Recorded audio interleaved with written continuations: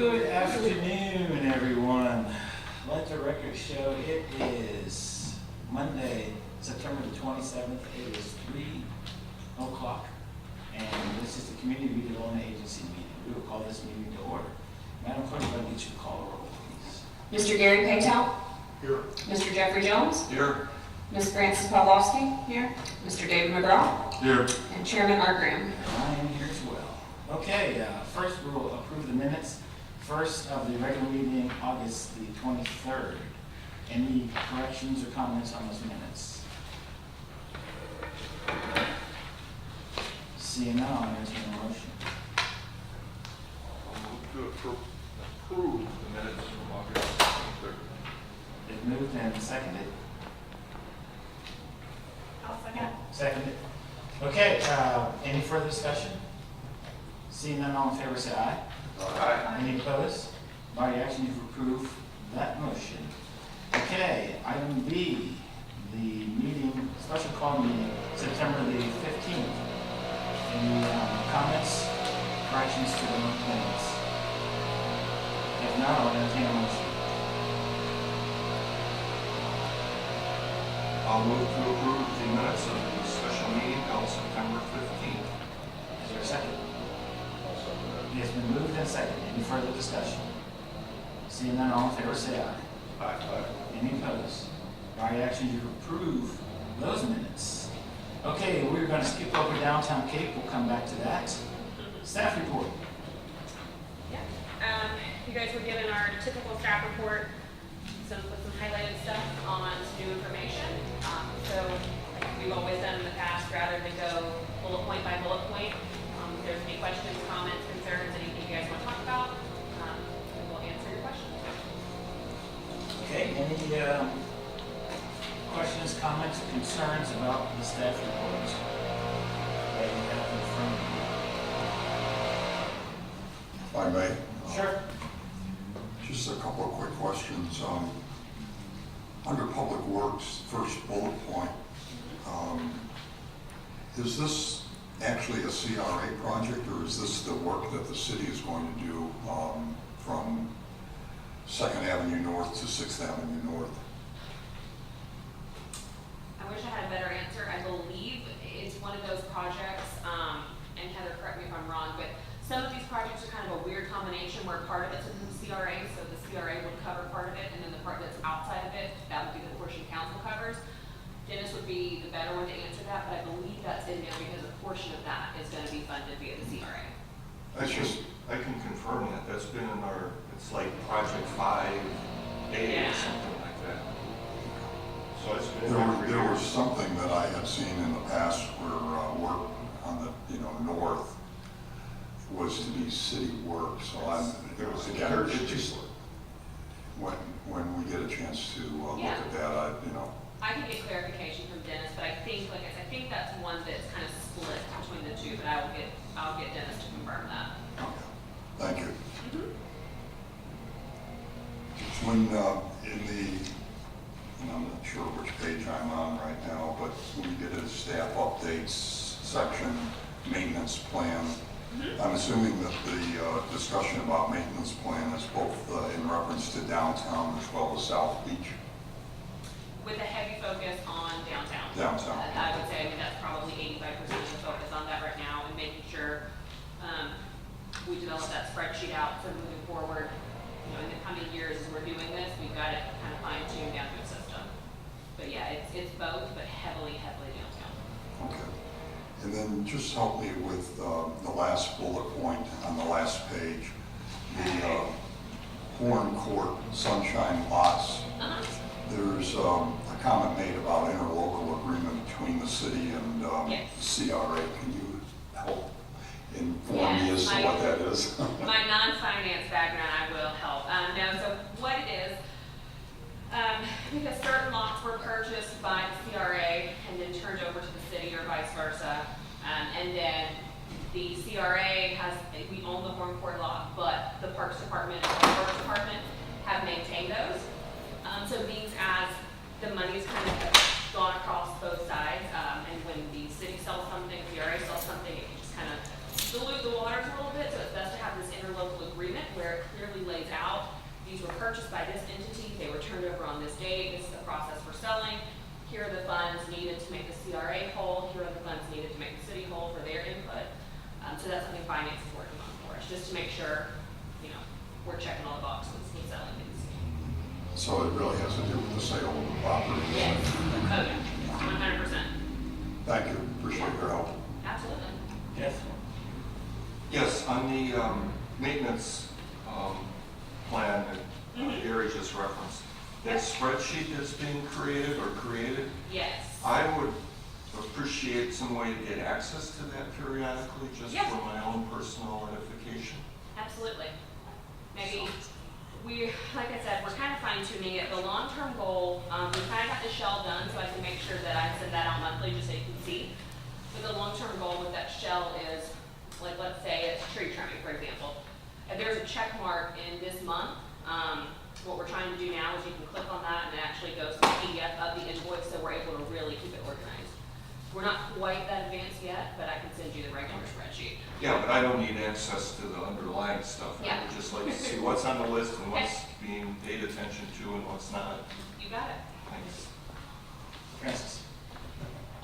Mine was right along the same lines as well. I know that there was discussion about the road on First Street. I'd like to make sure that made on that list. I just kind of wanted to see what we had, because we've been multiple variations of time, given a whole bunch of things that should be on it. I just want to cross-reference it with my notes as well. Okay. And then the only other thing I had, and I do apologize because I kind of missed the past couple of weeks, but I did try to get caught up through some other items, is I don't recall what was going to happen with Sunshine Park. I know that the city did a workshop for the community. I know that it was well received. My next question really is, what's next for us? Are they going to give us a summary of specifically what we're going to be doing and we make the election to do it, or is that city council that's going to be doing that? Who's making the decisions on that? So which, kind of the park as a whole or the playground specifically? What we're going to move forward with? So probably the next thing you guys will see are going to be the draft version of the final design for the playground. Jason will be bringing those back along with once, you know, because some of the pieces change. I know some of the board members saw, like, one of the climbing towers, we did the lifeguard stand, we did the water tower. And so that'll obviously change some of the costs associated, and we'll finally get a breakdown of exactly what it's gonna be. So that'll be the very next thing you guys see for approval of that final design. And then once we approve that, then it goes back to council for them to approve the overall concept? I believe so, yes. Okay, thank you. So Taylor, tell us how the meetings went for the park. So I attended the Friday meeting, and then I also got the feedback on Monday. And out of the feedback we got from just the weekend, we only received 4, I don't want to say negative, I just want to say concerns. One of the 4 was that we were getting rid of the splash pad, which we are not doing. So that one was kind of null and void. The other 3 were just some questions regarding the toddler area, kind of rather not having a toddler area and having an entire big playground, which, you know, depends on, I guess, the age of your children, how you feel about that. But other than that, everything else was very positive. People were really excited to see the lifeguard tower and the water tower being incorporated as like central pieces of the design. People were happy to see additional shade structures, so you're not scalding hot. And people were really happy to see that they're doing everything they can to preserve and keep the original mermaid entrance. That was another big positive point. So it was very well received by the public. I do know they kept the QR code up for another additional week. I have not gotten all that feedback yet from communications because I think a lot more rolled in. But from what we saw so far of that additional week, it's all pretty much been sent really positive. Once the buzz gets created, and a lot of people start chiming in, I'm sure. Yeah, oh yeah, but yeah. So far so good. Everybody seems really happy with the design. Thank you. Dave?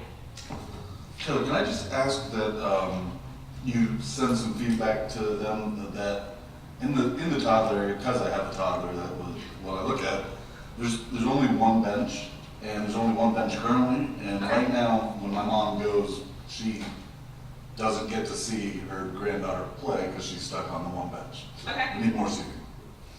Absolutely. Thank you. Gary? Taylor, I'd just like to add to the comments. I community, the plans for the new playground. And I got about 20 responses back. And there was not one negative. They were all positive. In fact, the one person made the comment, "I wish I was a kid again." But that's the feedback that I've gotten from my community. I'll It's pass that pretty along. positive. Thank you. Thank you. That was my comment, also, tell. All right, any other comments, questions, or concerns about the staff report? Taylor, thank you very much for the staff report. I really do appreciate this. It's great having it all in front of us as we can watch it progress. Yeah. Mark, your time is perfect. Downtown Cape. Wish I heard that more today, but first, We're always glad to have you here. thank you. I apologize for being late. We have a lot of moving parts going on in the department today. We actually have multiple teams that are up in Nassau County helping, so we've got teams up there helping as well as we're backfilling our own shifts here. So we're all pretty much mentally and emotionally involved with that. So since Saturday. So with that being said, downtown Cape, everything is great. I did have the pleasure of spending some time with a couple of the board members and the architects that were here last week. So we did look at some things. So hopefully there's a few questions, really not a lot towards me, but hopefully all that worked out so we get some movement going down there. As far as with the officers, we're still, I think we're only one short in downtown Cape. We had the one that retired. Other than that, I mean, we don't have any major issues. We've had some pretty big events that have come down there. The events are being well received. We had the Fin Fest or whatever. There's quite a few people at that one. Another concert we had, and then art walks and the pop-ups always do well. So other than that, we're just getting ready to go into the, I'd like to say our slow time, but this day and age, we don't really have a slow time. We have a busier and a busy time. So we're just getting ready for the holidays with that. Tell us about the traffic accident we had over there. Was it Friday night? Thursday night? Yes, it was Thursday night. It's an active investigation, so I can't say a lot. We had a pedestrian that was struck and killed right here at Beach and 3rd. But there's a lot more to it. The person that actually hit her knew her. And there's some other stuff. It's an active case, so I can't really say anything else. But there's definitely some extenuating circumstances. Was it in the crosswalk or through the crosswalk or just out? Yes. Is there anything that we need to address, like lighting or anything There's like that? nothing we could have done at that point for that. And when it comes to the point when I can brief you, I will brief you. No, I'm just concerned for us because that's on the edge of our area, and I didn't know if there's something that we need to look into. Yeah. Not for that particular case, absolutely not. Any questions, comments, concerns? Well, thank you. Thank you. I'm going to be, we actually have a swearing in of 2 new officers here in about 40 minutes, so I'll be sliding out. I'm going to leave you with Officer Hayes. Officer Hayes is actually one of the downtown Cape officers because Sergeant Sharp is tied up, and I've already instructed him if they ask you anything, just tell them wait till the next one. But I will leave them with you guys. You're in good hands. But again, thank you for everything that you guys do for us. Thank you very Thank much. you. Okay, we are moving on to old business. Item A.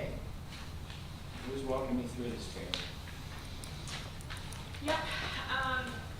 So basically, staff, along with the help of the Southern Group, also getting some legal opinions from Cliff Shepherd, have really looked the South End plan as it currently exists over. And as we said, it's just too engineered specific. I mean, to the point where there were certain projects we couldn't fund for public works because the text called for a different type of cleaning system, and that doesn't exist anymore. So we're running into a lot of issues with that. It also doesn't include a lot of flexibility in the way of maintenance. So what staff is requesting is for the board to approve this resolution. The resolution, I just want to be clear in case it's not stated clear enough, this is not approving us to create the entire plan and then just run with it and that's the end all be all. This is just approving us to start the process and again work with the Southern and then bring you back a drafted new plan in the south end, to which then you'll be able to make comments, address concerns, and then we'll be able to bring back a final version that then we'll adopt in a resolution at that time. Okay. Comments, questions, concerns? Francis, you were first.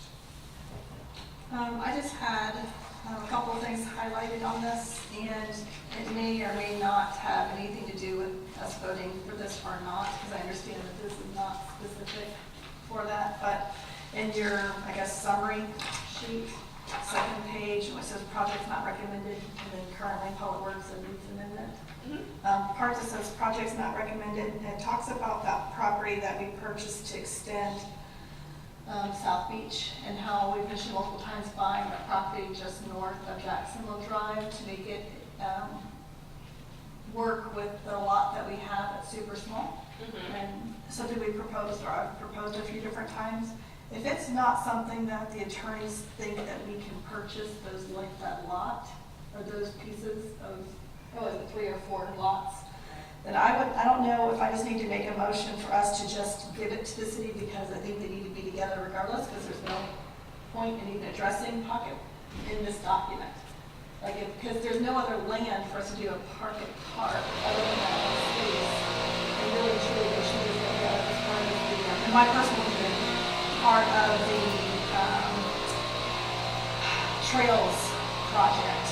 And that would be something the city could better with. So that's just me personally. So if we're writing all this, we're doing all this just for that one piece of property, I see no, I personally don't see any reason to do it when it's going just for that. So I don't know if that's something we address here. I don't know the next steps on that. Jim? Well, first off, to your comment there, I think this was directly related to the concept that we discussed many months ago about as a ways and means to help the city, could the CRA buy land back from the city and vice versa. That's what we cannot do. But your concept about the park is something that will go into this plan, because I think there has been an agreement, consensus among members to do that. I know that there has been support of that within the city administration as well. It's not laid out here, but I believe it was the intent to include that in this new plan. So wait, I think I'm misunderstanding. The way I'm reading this is it's saying even if we do make an amendment to talk about pocket parks, we still can't buy it per this one. You can't buy the city land, Right. but they can still develop, and we could use CRA funds to develop it. We just can't buy it. We just can't buy the land and buy the land from the city. That's just what that's about. So then we can't maintain it. If it's there, the city owns it, we install it, we can maintain it. So then we would create a proposal to the city to use their land, to develop their land, to go with ours. But, all right, that's fine. When I read that, I instantly was like, well, if it's just make it clean and simple, let's just give ours to them. Well, we're gonna figure out how to put that park in there this time. That is a fact. I mean, it's just, but we can't tell them, we can just suggest what we'd That's like correct. to do. And you're saying we can fund it if we make this amendment change. That's correct. That's the point, to put this in the plan then so that we can build that massive park. If the city agrees with us, because they could decide to do something different. Will the document then allow us to just give it to the city if they don't like our suggestion, assuming everyone here would agree with it? I think you can do that anyway. Okay. I just want to make sure there's nothing in this document that would let us, I mean, they just need to go together. We need to go together. Okay. Hold on here. Mr. Pickham? I'm going to change something. Okay, go ahead, Jim. I think this whole issue was when we were talking about ways to get money to the city instead of the money that they were looking at from maybe reducing the budget or whatever for the South End going forward. This wasn't related specifically to the park proposal. This was whether we could use that to get some money to the city. So I think it's two separate issues, as I recall. To your first point, that's what we cannot do. Right. To your second point, we have ways and means to make sure we can build that park. But that is the context of that board plan, as Ms. Pawlowski just identified. So, yes. Okay. Gary? Taylor, just again for my clarification, and I know we've talked about this a little bit in the past, but on the second page of your document, projects not recommended, it specifically references the community center. And I guess I just got a little question about that, because the community center was built with CRA funds, from my understanding, as well as the fire station, actually. Were done with CRA funds. If that's the case, why would we not be able to maintain them? I don't want to misspeak, because this came from the attorney, and I don't have his email right in front of me, but I believe it had something to do with after the building was built, things as it was sort of turned over to the city, and now Parks occupies that building. It is now being used as a municipal building, and we can't fund municipal buildings. So once it was turned over to the city, because it's now used for office space, we're no longer allowed to fund things municipal. That's a very watered down version of the answer, I'm sure, but that's the gist of it. It's unfortunate. I mean, if we originally put the monies up to build the structures, then it would have been great if we could have maintained them. The next question was just, it says currently in Public Works CIP. Would you say that that's the CRA CIP, not just the, it's not the city CIP, right? Correct. Okay.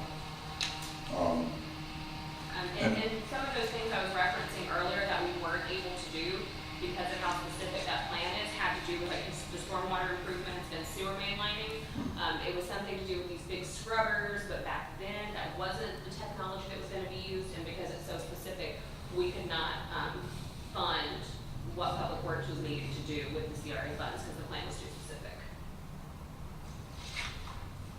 I guess the only other thing, after looking at all the documents that we received and going back to some of the earlier versions of these lists, the one thing that I'd like to make sure that we take a good look at is enhanced policing initiatives down in that district.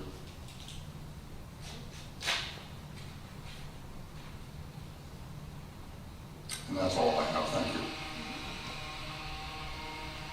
Any other comments, questions, concerns?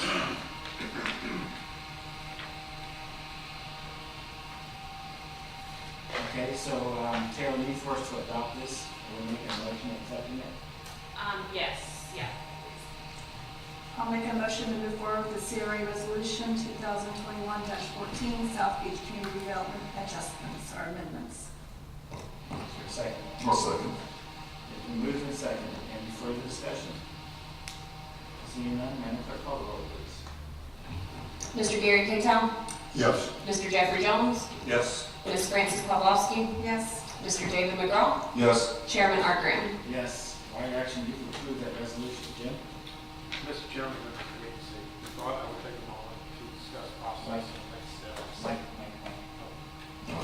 Mr. Chairman, members, I thought that I would like to discuss a moment process and next steps in creating this plan amendment.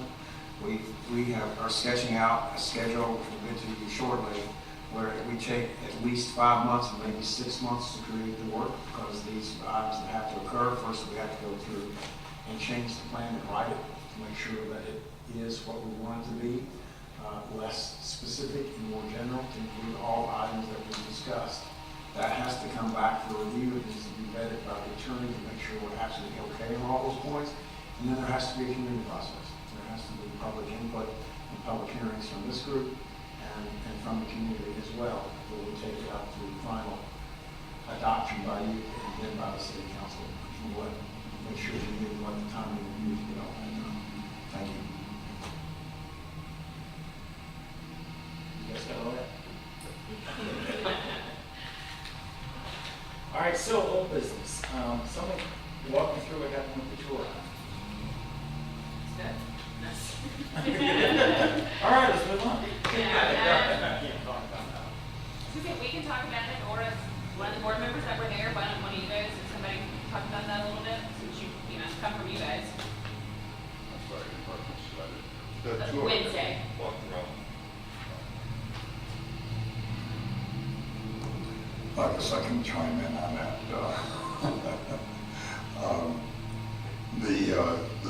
There was a little bit of time spent here initially reviewing the plans of a number of different documents referencing specifically the seating and also some of the landscaping work and things to that extent that were in the Dix Heights plans. Comments were made, some recommendations were provided, things for them to think about as they move forward with the plan. They are taking that into account and will be revising their drawings to bring back for some further presentations and concurrence from this agency. We then did do a walk throughout the downtown area, looking at numerous different things, everything from issues related to where bicycle racks go, where seating goes, to some of the more challenging things, particularly around Latham Park, about where we would terrace seating and so forth. And we've gotten some input from our police department as it relates to that, and some recommendations. We're going to take another look at that and see if we can revise the terrace seating a little bit to better provide visibility behind the terrace seating. We also talked a little bit more about how the whole Latham Plaza plan ties into future development and things to that extent. Encourage them to go back and take another look at that and make sure that it's coordinated in a way that makes sense, so that if we move forward with one piece, that it doesn't get affected by later work that hopefully will happen maybe within Latham parking lot. But in a quick way that I think is a synopsis of what happened, we probably spent almost 3 hours together doing that with city staff and the design architects, as well as members from this board. Any of the other members would like to chime in, please do. Sure. Well, we also viewed the specific locations for most of the bike racks, and where our bike racks were going to go, and then locations along First Street for the standard bike racks. So I think we saw most of the significant sites and talked with them about what we had were envisioning and what they were envisioning. And so that was another major element. But it was a good walkthrough, and they were very receptive. It was informative. I guess I'll just add that I think Gary had a great summation of the walkthrough, and yeah, it was good information, and I think the plans for the artistic bike racks are solid. So. Anyone else? Good. I think I covered it. All in all, I think it was a really good afternoon. So I feel like we're moving in a good direction, and staff has our marching orders. We know what we have to do internally to make sure stuff's ready to bring back to you guys on these plans and moving forward. So I think we're very necessary. I was glad we were able to schedule that, get everybody together. All right, so any other old business? Mr. Pintow. Yes, maybe this was directed to Mr. Gilmore more than anybody else, but after reviewing the past meeting minutes, there was a comment made in the meeting minutes about the brochure for the downtown area, a document that would be something that could be used to facilitate discussions with possible developers or businesses coming into the downtown area. I'm just wondering what our steps are going to be as it relates to that, specifically when we might be able to start putting a draft together and then having something available so that the city, particularly city council members, can use it in discussions with potential businesses. Jim?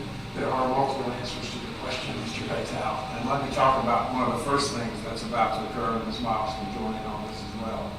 As you know, part of our work in creating economic development in downtown, economic development is really everything that might happen. It's the new street furniture, it's the bike racks, it's all of it together that will encourage the spur crowd investment. But to your point, we have worked and created an incentive survey, which you will always discussing last month or the previous workshop. That survey is complete, and it's going to all property owners and tenants and other folks in the downtown redevelopment area to get feedback on what property owners and tenants and even people that live here think about an incentive program that might be necessary to spur economic development. It's about ready to go out. The city had to get the website done first, but in a meeting over today, Taylor says it's ready to go out. When we get that information in, we want to take that and look at it and analyze it and think about the best ways and means to put that together in the marketing piece you're talking about. Now, there's a second part of it. And I hope they get that. Off the weeds, blown away somewhere. I'm sorry, they're actually cut. I told the blower guy to leave, but they're actually cutting all stuff. Okay. So they're in midstream.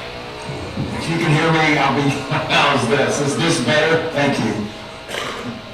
The second part of that comes to the next part of the agenda, where we talk about P3 strategies. That's where we get into the weeds a little bit more, but these P3 strategies are also part of the incentive toolbox that you've received. So our objective is to get the tasks are, get the survey results back, collate them, see what is necessary and what folks are interested in, take the incentive toolbox and get into the weeds in the areas where folks really want something done, combine that to the P3 strategy, so we've got a complete book, if you will, to provide you and the members of the community, and then we'll come up with that marketing piece. Can we just go ahead and put that as an item on the staff report to follow and kind of track? So we can see where that is. Thank you.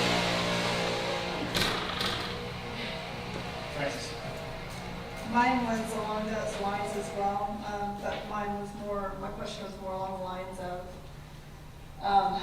I know that you have a survey, but when are we going to, or are we going to have 3 different sections per se in this marketing thing? Things that are coming, things that you could use, and what the surveys like suggesting you do? What's the outline? I'm assuming if I was a person who wanted to invest in the area, I want to know what tools I could use.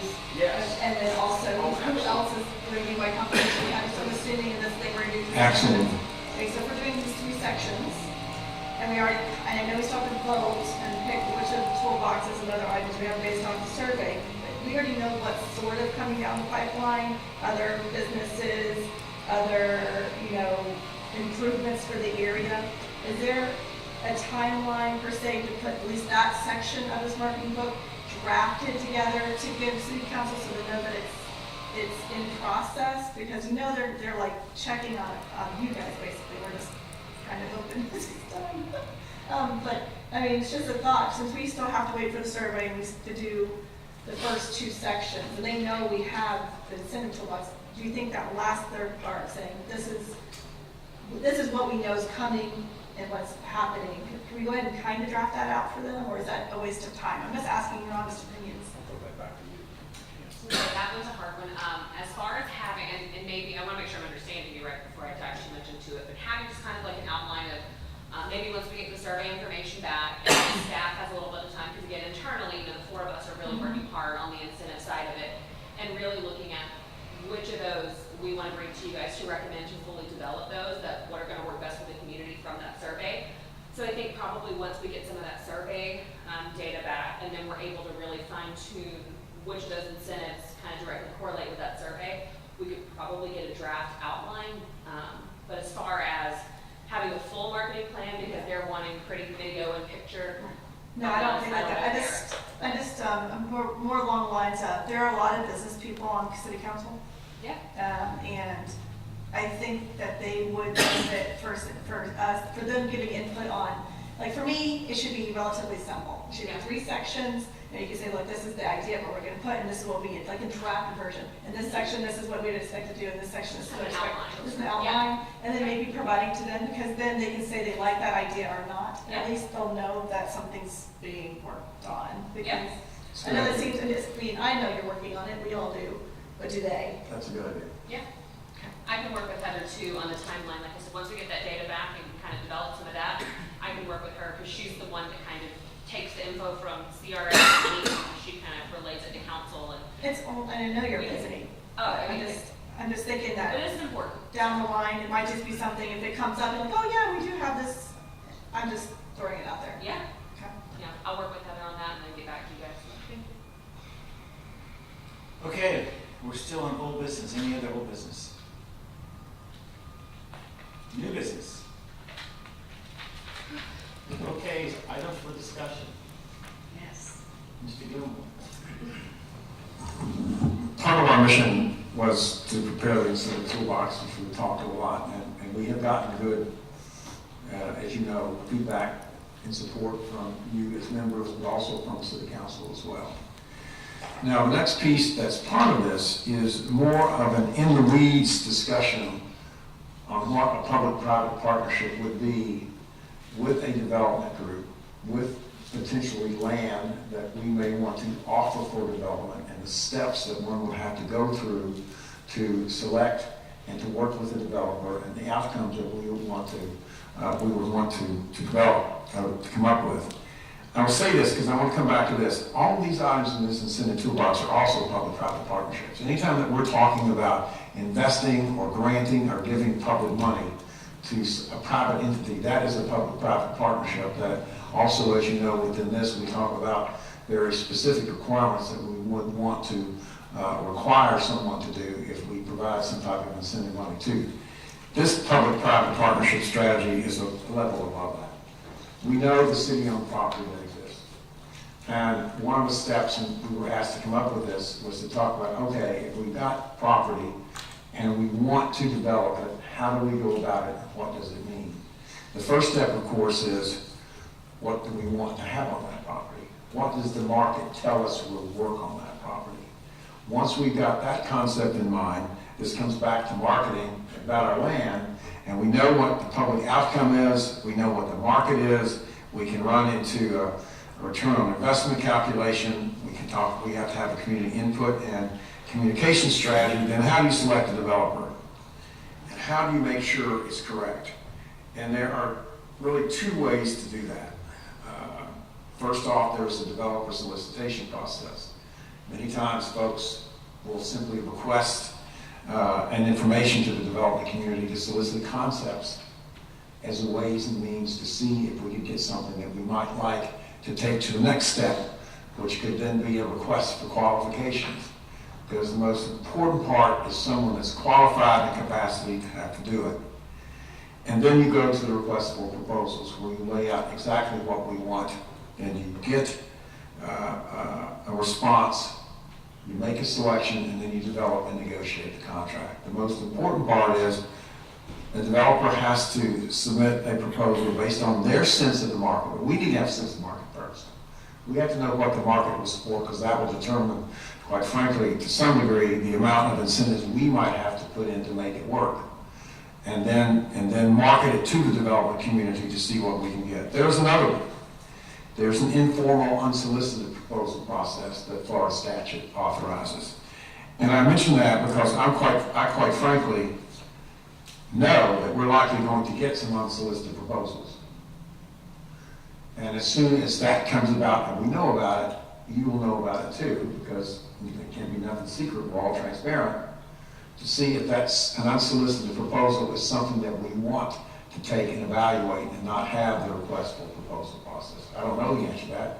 It could be something that wows us and he walks in, or she walks in and wants to write us a big check for everything, and let's see if they can produce it. I'm being slightly facetious, but unsolicited proposals are happening more and more in the development and redevelopment community around the state. So I do anticipate that. If we do and would want to select, accept an unsolicited proposal, then We can negotiate the terms, but there still has to be a public offering anyway. We just can't negotiate someone coming in. You would still have to have a formal advertisement for what it is that we want to do, to see if there's anyone else that would want to respond to it. And I'm moving into the little bit more technical nature of what would happen in a P3. And I'm doing it because, quite frankly, I anticipate that. I can say we've been approached by someone who wants to give us an unsolicited proposal. So I don't know what the results are in that event. It's very, very embryonic. But if we don't know what and how we might want to approach it, then we don't know where. This is a ways and means to begin. Contract negotiations are extremely important. We can use much of the incentive toolbox. We know what our assets are, we know we have land, and we know what we want. And the negotiations are extremely important, and at least what is really important to me is that any developer that we want to work with, we don't want the developer to come to us. We want to make sure that person has a strong track record and has produced projects. They've got the financial capacity to do it, or the financial capacity to get the financing to do it. And I always say this, and I feel very strongly about this. In my entire work experience in this, I have seen a lot of developers that want to use the public sector as the ways and means to get their financing. I got a problem with that, I'll be honest with you. We want to make sure we want to invest our funds to make it happen, but the developer has to be the first-class developer that knows how to produce a project in a downtown redevelopment area or anywhere else around. So this is simply again, another outline on this type of public-private partnership where we have land that we might want to make available to the development community based on what we see as the market to make it work. Now, do I think there's going to be an unsolicited proposal? Yes, but in the meantime, if you always want to ask me what next steps are, we truly need to understand our marketplace and understand what the market is. And we need to analyze the market for all the land we own, which is the next step that I suggest, so that we can have a conversation about what works best in there within the vision that we have for the downtown, and so that we can formulate our own thoughts and ideas on how we want to address the land that the city owns and get it back into successful production for development. I got a quick question for you.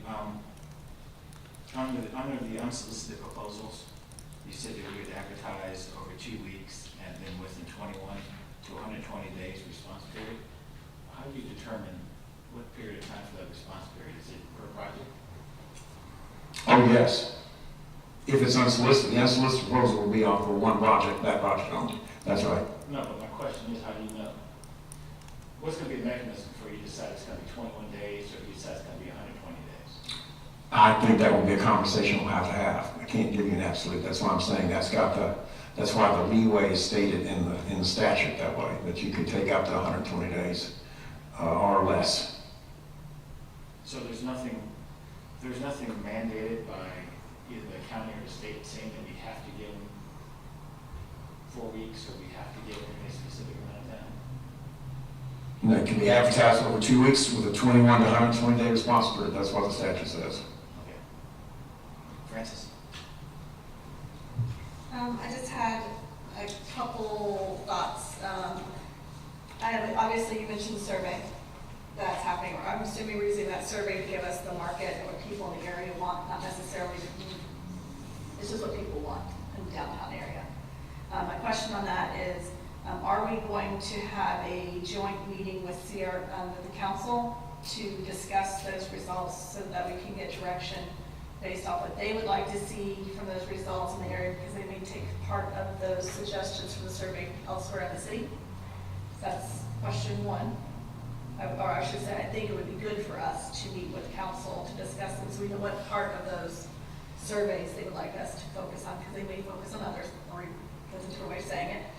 Also, I'm assuming after that we would have our discussions, the homework we did that we still have yet to do workshop on, about what we're going to do downtown that fits in our current plan before we make a recommendation to change the plan or amend the plan in any way. I'm assuming that's number 2. Is that correct? Mm-hmm. Okay. So I can't speak to the policy issue on number 1, however. In terms of the Okay, well then I'll say for number one, surveying review of results, I'd like to recommend that we have a joint council meeting and CRA meeting, so they can tell us which ones they'd like us to focus on in the district that they have put us in charge of. Let's make that a formal suggestion. And then for the, us getting together to discuss, because we still have yet to discuss what we think the plan would let us do as of right now without making any amendments. So I want to make sure that that's still out there for us to do.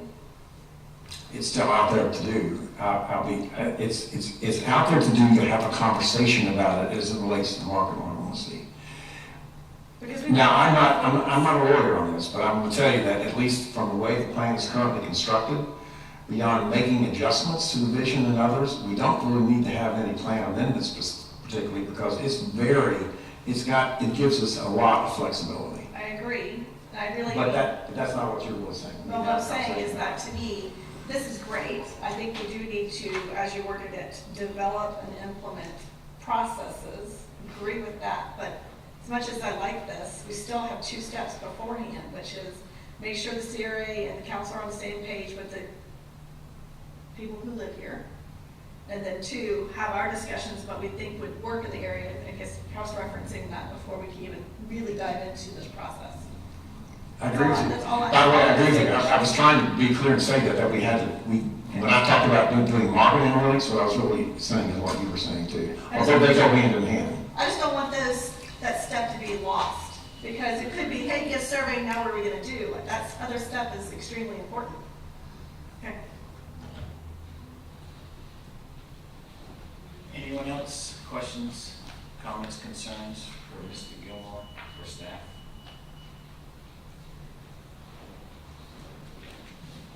Gary? Just a couple of quick comments. One, whatever we do in the way of P3, it ultimately comes down to having a relationship of trust with whichever developer we go with. Because ultimately, if you don't have trust in that developer, that project is going to be a challenge. So as we move forward with this, we have to figure a way that we can really establish a relationship that makes sense for the city. The other thing that I would just add to that is, the other thing we need to be careful of is that it's the developer that's at risk when doing these projects. They're the ones who are going to put up the financing or obtain the financing. They've got to get an architect on board. They've probably got to get a contractor on board. They're going to take a lot of steps before they see any return on their dollar. And so as we move forward with them, we need to make sure, again, that we've got a understanding and a relationship that makes sense.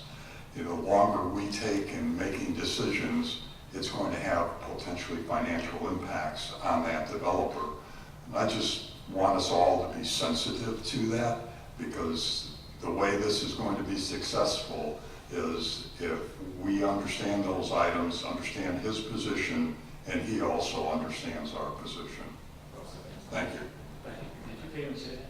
We did it, I promise. That's my concluding comment. Yeah. Any other comments, questions, concerns? Jim, what do we need to do with this? Is it just information given to us? It's just for information. I did discuss with Ms. Auer about going ahead and transmitting it to the council so that they've got it. And I know many of the city council watch our meetings, so they've got the context of our conversation today too. Okay. All right. Courtesy of Florida visitors. Ken. Sir, you got 5 minutes.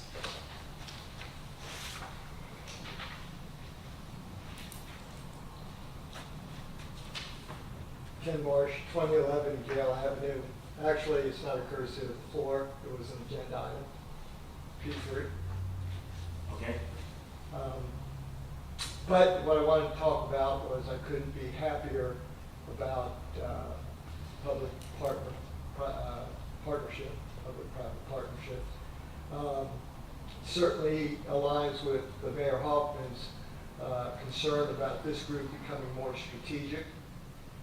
But probably what I'm more excited about is how it aligns with our current plan And from what I understand, we have an agreed upon plan. It's the 88-page Cliff Shepherd document. I just want to share with you what's in that document. If you wouldn't mind just take that.